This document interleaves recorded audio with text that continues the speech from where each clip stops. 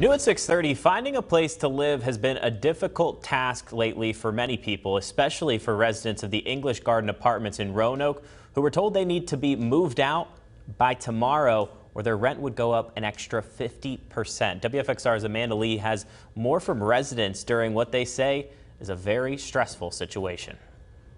Back in April, residents at English Gardens got a letter saying the apartments were under new management, and if they didn't leave by June 30th, their rent would increase an extra 50%. This was just out of the blue.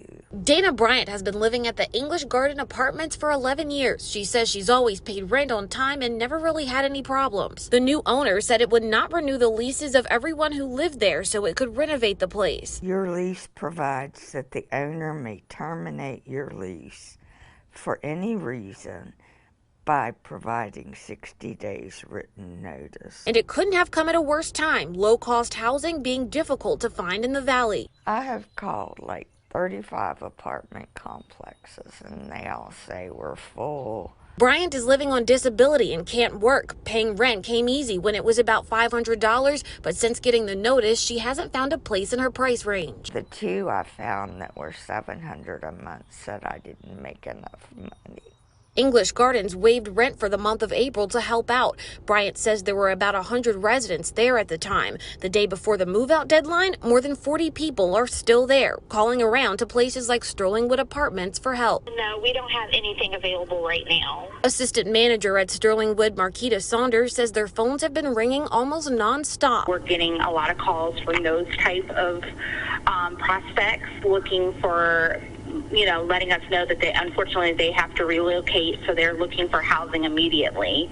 So those are the type of calls that we get, not to mention that this is our busiest time of the year. And housing authorities say they have 3 to 5 year wait lists. Bryant's friend Susie has been helping her, but fears for the worst. I just think it's a shame what the new owners are doing. I was just shocked to think that somebody would put 100 residents out and only give them 3 months to find a place.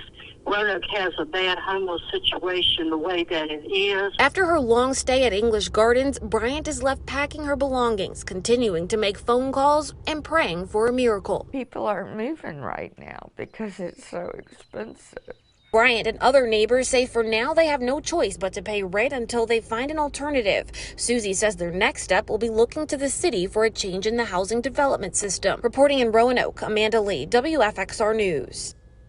All right, Amanda, thank you. And representatives with English Garden Apartments just gave us this statement saying, quote, it continues to assist remaining tenants in the move-out process and that they are working with other housing complexes and community partners to help current tenants find new homes before construction begins, end quote.